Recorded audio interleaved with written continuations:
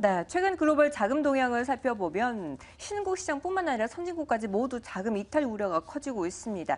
투자 매력도가 다소 이머징 시장 중심으로 떨어지는 것 아니냐 이런 우려가 나오고 있는데요. 왜 이렇게 위험 자산 중심으로 자금이 축소되고 있는 걸까요? 한번 확인을 해봐야겠죠? 네, 맞습니다. 뱅크 오브 아메리카의 설문조사 결과에 따라 보더라도 향후 3개월간 증시가 급락할 가능성이 있다라고 제시한 전문가들이 지난 2008년 이후 가장 많았습니다.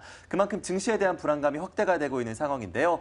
최근 들어서 글로벌 자금 동향이 일단 어떻게 구성되고 있는지부터 확인할 필요가 있을 것 같습니다. MTN의 김종을 연구위원 모시고 이야기 나눠보도록 하죠. 위원님. 네, 일단 결론적으로 말씀드리면 전반적으로 자금은 이탈하고 있다. 그것도 이머징 마켓에서 이탈하고 있다. 이렇게 봐야 될 것 같습니다. 물론 최근 몇 주간을 살펴보게 되면 선진국에서도 눈에 띄게 돈이 좀 빠져나가는 모습이 일부 발견되고 있고요. 또 채권 시장의 변동성도 확대되고 있는 것이 사실입니다. 그렇지만 이머징 마켓의 변동성이 더 크다라고 봐야 될 것 같은데요. 먼저 준비된 그림을 보시면 최근 추이는 주식형, 채권형 가릴 것 없이 모두 지금 이머징 마켓 쪽에서 돈이 들어왔다가 급속도로 빠져나가는 모습을 보여주고 있습니다. 채권형도 마찬가지죠. 그런데 이제 선진국은 둔화되고 있는 양상입니다. 위쪽에 파란색으로 표시되고 있는 선진국은 주식형, 채권형 모두 둔화되고 있다. 그래서 유입이 둔화되고 있는 모습이지만 이머징 마켓에서는 이탈되고 있다라고 봐야 될 것 같고요. 이미 답이 나와 있는 것이 각국의 이제 성장률 컨센서스를 보면 되는데 주요 선진국들, 미국 지금 성장률 컨센서스를 2%대 초반까지 낮춰놨죠. 그런데 내년에는 2% 후반대, 3% 초반을 보고 있고요. 유럽은 올해가 지금 1.7%, 내년엔 거의 2% 정도로 보고 있습니다. 그러니까 전반적인 선진국은 GDP 성장률 컨센서스가 상향이거든요. 그런데 주요 이머징 국가들 중에서 중국은 올해도 안 좋고 내년엔 더 안 좋고 한국은 내년엔 조금 나아지긴 합니다만 올해 지금 성장률 컨센서스가 계속 낮아지고 있는 국면이라는 거죠. 이것만 봐도 왜 이머징에서 이탈하고 선진국 쪽으로 돈이 가고 있는지 답은 이미 나와 있다라고 봐야 될 것 같고요. 다만 최근에 FMC 움직임이라든지 아니면 그리스 이슈에 따라서 약간의 변동성이 좀 나타나고 있는 상황이다. 이렇게 볼 수가 있습니다. 네, 선진국의 자금 유입이 축소되고 있는 상황인데 이머징에서는 자금이 이탈하는 현상이 나타나고 있기 때문에 확연히 상황은 다릅니다. 그렇다면 더 유동성에 기댈 수밖에 없는 이머징 국가들 중심으로는 변동성이 확대될 가능성이 커지고 있는 거네요. 어떻게 보시나요? 네, 단기적으로는 확대된다라고 봐야 되겠죠. 먼저 준비된 그림을 보시면 이머징 자산 가격들은 최근에 트리플 약세입니다. 준비된 그림에서 보시는 것처럼 지금 환율 기준으로도 달러 대비 약세를 나타내고 있는 상황이고요. 주식, 채권 모두 약세를 나타내면서 전반적으로 지금 트리플 약세가 이어지고 있거든요. 그래서 이머징 마켓의 전반적인 위험도는 최근에 굉장히 높아지고 있는 건 사실이고 그다음에 원자재 가격은 어떻게 보면 이머징 마켓의 그 활력을 알 수 있는 주요 지표인데요.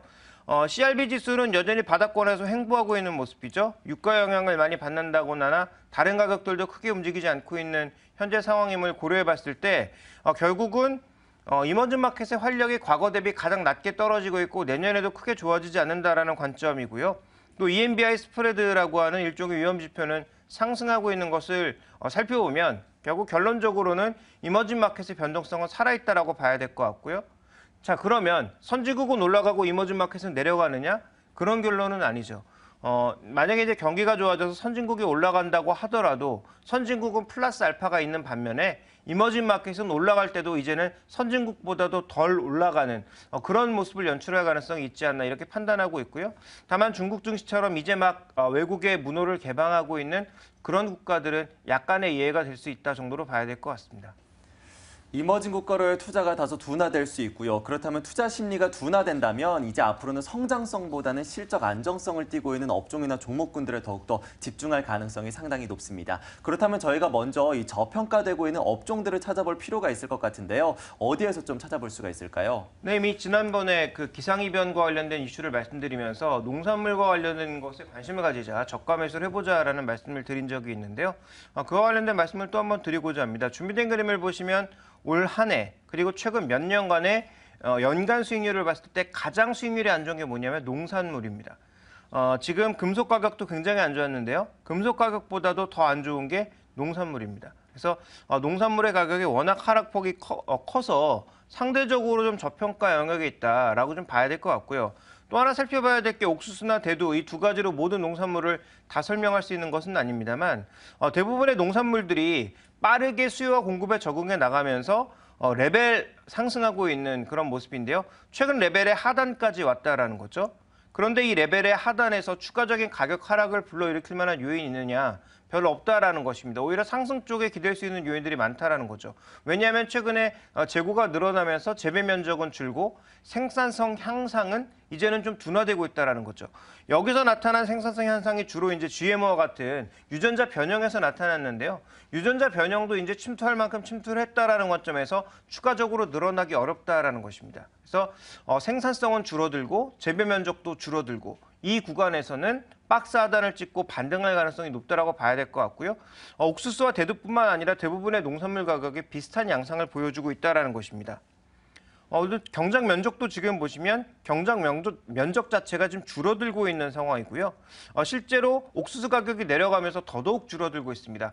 거기에다가 여름에 이제 7, 8월에 본격적으로 이 기상이변이 나타나기 시작해서 폭우와 가뭄이 겹쳐지는 그런 모습으로 전개가 된다면 아마도 이제 생산량이나 재고 같은 것들은 더 부족한 현상에 드러나면서 강력한 농산물 가격의 반등이 나타날 가능성도 배제할 수 없다라는 거죠. 이 부분을 주목해 보실 필요가 있겠고요.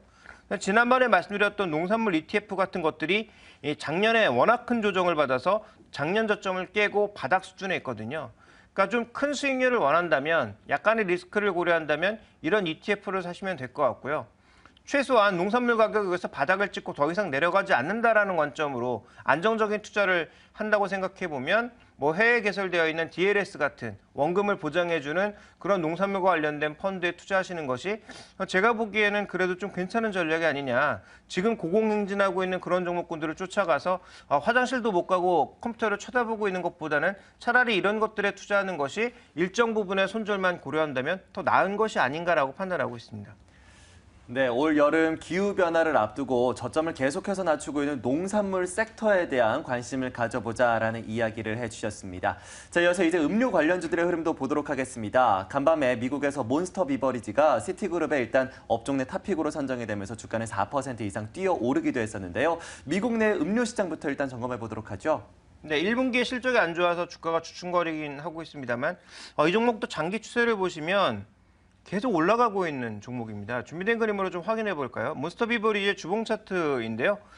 지난 2012년 정도의 수준의 주가 수준과 지금의 주가 수준은 확연히 다르죠. 이때 $40 정도 수준이었는데 지금은 이미 130달러 수준이니까요. 주가는 많이 오를 만큼 올랐다.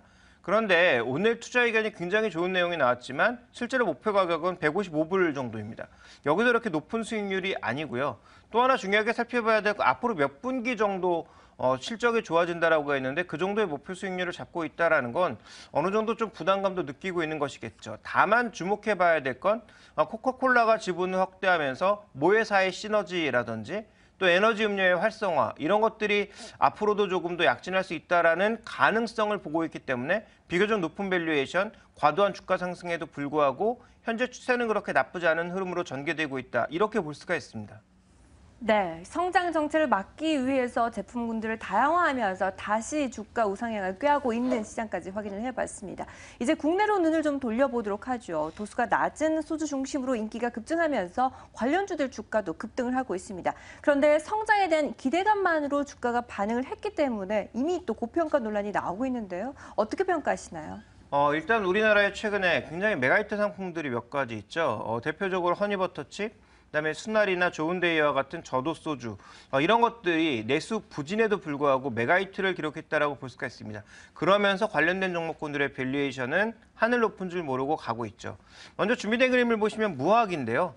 PR 개념으로는 24배 정도, PBR 개념으로는 이제 3배가 넘어가는 수준이고요.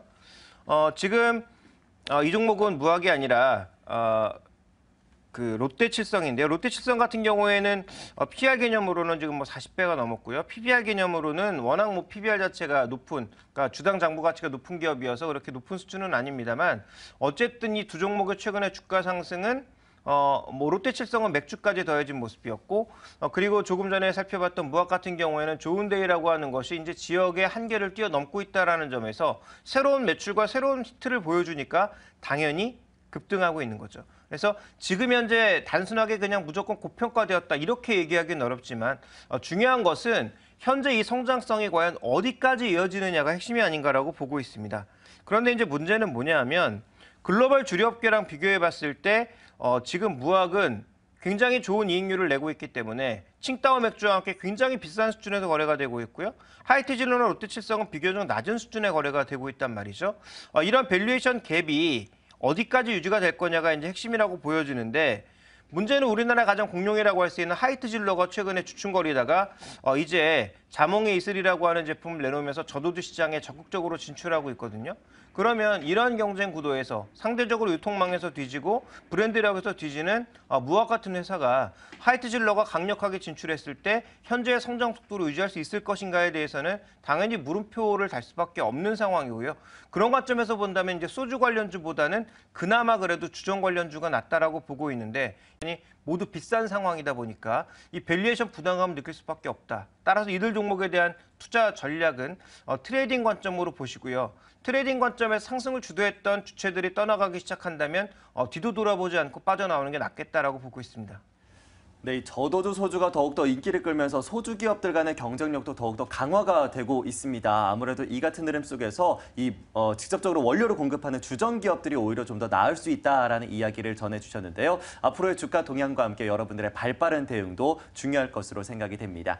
자, 이렇게 해서 글로벌 이슈들과 함께 주요 종목들에 대한 전략까지 세워봤습니다. 이어서 이제 국내 시장에 대한 전략도 세워볼까요? 네, 어제 시장 상당히 불안했는데요. 오늘도 마찬가지일 것 같습니다. 그렇다면 미리 또 알찬 전략을 세워봐야겠죠. 오늘장 선전략 함께 하시죠.